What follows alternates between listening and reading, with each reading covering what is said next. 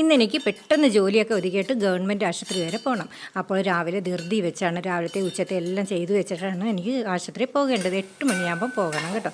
അപ്പോൾ ശ്രേയസിൻ്റെ ഇന്നത്തെ വീഡിയോയിലേക്ക് എല്ലാവർക്കും സ്വാഗതം. അപ്പോൾ രാവിലെ കഴിക്കാൻ ദോശയും ചെയ്തു, പിന്നെ വെജിറ്റബിൾ കറിയാണ്. കറിയല്ല, സ്റ്റൂ ചെയ്തു കേട്ടോ. കിഴങ്ങും പട്ടാണിയും സവാളയും എല്ലാം കൂടിയിട്ട് വെജിറ്റബിൾ സ്റ്റൂ ചെയ്തു. പിന്നെ ചെറിയൊരു കഷ്ണം ക്യാബേജ് ഉണ്ടായിരുന്നു, അപ്പോൾ അതും കൊത്തിയായിരുന്നു അങ്ങോട്ട് തോരൻ വെച്ച്. ഇനി സാമ്പാറാണ് വെക്കുന്നത്. അപ്പോൾ അതാകുമ്പോൾ തേങ്ങയൊന്നും അരയ്ക്കാൻ പോകണ്ട. അപ്പോൾ അവിടെ ഇരുന്ന് കുറച്ച് സാധനം ഉണ്ടായിരുന്നു. ഒരു നീല കത്തിരിക്ക, പിന്നെ കിഴങ്ങ്, അമരയ്ക്ക, പിന്നെ ചെറിയ ഉള്ളി, പരിപ്പ്, 2-3 പച്ചമുളക് എല്ലാം കൂടി കീറിയിട്ട്, വെണ്ടയ്ക്കൊന്നും ഇല്ലായിരുന്നു കേട്ടോ, കീറിയിട്ട് ഒരു ചിന്ന സാമ്പാറും കൂടെ ചെയ്തു. സാമ്പാർ പൊടിയൊക്കെ ഞാൻ നേരത്തെ പൊടിച്ച് സ്റ്റോക്ക് ചെയ്തിട്ടുണ്ടായിരുന്നു. അപ്പോൾ അതിൻ്റെ കൂടെ എക്സ്ട്രാ ഇച്ചിരി മല്ലിപ്പൊടിയും മഞ്ഞൾപ്പൊടിയും പിന്നെ കായവും എല്ലാം കൂടെ ചേർക്കുമ്പോഴത്തേക്ക് സാമ്പാർ റെഡിയാവും. അപ്പോൾ ആശുപത്രിയിൽ എന്തിനാണ് പോകുന്നതെന്ന് വെച്ചാൽ, 45 വയസ്സ് കഴിഞ്ഞാൽ നമ്മളെല്ലാം ടെസ്റ്റ് ചെയ്യണമെന്ന് പറയുമല്ലോ. അപ്പോൾ അങ്ങനെ ഒന്ന് പോയി ഗൈനക്കിനെ കണ്ടതാണ്.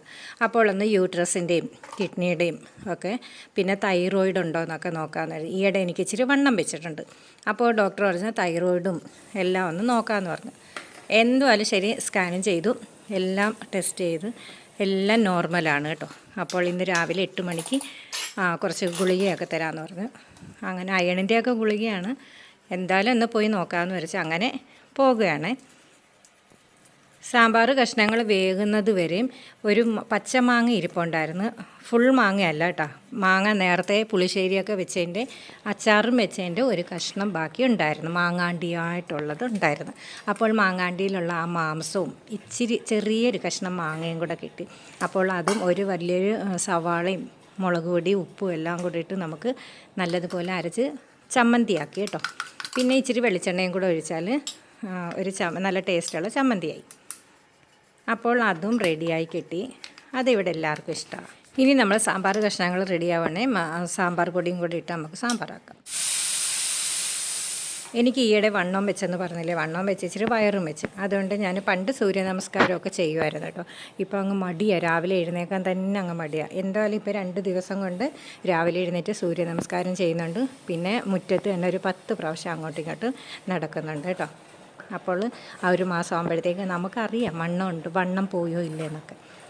ഇനി സാമ്പാർ പൊടി നമുക്ക് കലക്കി നമുക്ക് കഷ്ണത്തിലോട്ടിടാം. സാമ്പാർ പൊടി ഞാൻ തന്നെ പൊടിച്ചതാണ്. മല്ലിപ്പൊടി, ജീരകം, പിന്നെ ഉലുവ, വറ്റൽമുളക്, ഉഴുന്ന് പരിപ്പ്, സാമ്പാർ പരിപ്പ്, പിന്നെ പച്ചരി കേട്ടോ. ഇതെല്ലാം കൂടെ അങ്ങോട്ട് വറുത്ത് പൊടിച്ച് ഞാൻ വെച്ചിട്ടുണ്ട്. കായവും കൂടെ. കായം ഇട്ടെന്ന് പറഞ്ഞാൽ ഞാൻ കടുക് വറുക്കുമ്പോഴത്തേക്ക് വറ്റൽമുളകും കറിവേപ്പിലൊക്കെ കടുക് വറുത്തില്ലേ സാമ്പാറിന്, കടുക് വറുത്തതിന് ശേഷം ഞാൻ ഇച്ചിരി കായവും കൂടെ ആ എണ്ണയ്ക്കകത്തിട്ട് മൂപ്പിക്കും കേട്ടോ. നല്ല ടേസ്റ്റാണ്, നല്ല മണവുമാണ്. അപ്പോൾ നമ്മുടെ സാമ്പാറും തോരനും മാങ്ങ ചമ്മന്തി എല്ലാം ഇവിടെ റെഡിയായി. അപ്പോൾ നമ്മുടെ 41 ദിവസമെല്ലാം കഴിഞ്ഞു. ഇനി മകരവിളക്കാണ്. ഇനി മകരവിളക്കിനൊക്കെ നിറയെ വിളക്ക് കത്തിക്കും കേട്ടോ. എല്ലാ മകരവിളക്കിനും നമ്മുടെ അയ്യപ്പൻ്റെ പ്രശ്നം വന്നതിന് ശേഷം എല്ലാ മകരവിളക്കിനും ഞാൻ മുടങ്ങാതെ വിളക്ക് കത്തിക്കും. ഇനി അതിന് മുമ്പേ നമുക്ക് അത് കഴിഞ്ഞിട്ട് അയോധ്യ ശ്രീരാമൻ്റെ ദിവസവും, ശ്രീരാമൻ അയോധ്യയിലോട്ട് വരുന്ന ദിവസമായതുകൊണ്ട് അന്നും നമുക്ക് വിളക്ക് കത്തിക്കണം കേട്ടോ. അപ്പോൾ ഇത്രയൊക്കെയുള്ള ഇന്നത്തെ വിശേഷങ്ങൾ. എല്ലാവരും ലൈക്കും കമൻറ്റും ചെയ്യുക. അപ്പോൾ നാളെ കാണുന്നത് വരെ ദേ പോയി നാളെ വരാം.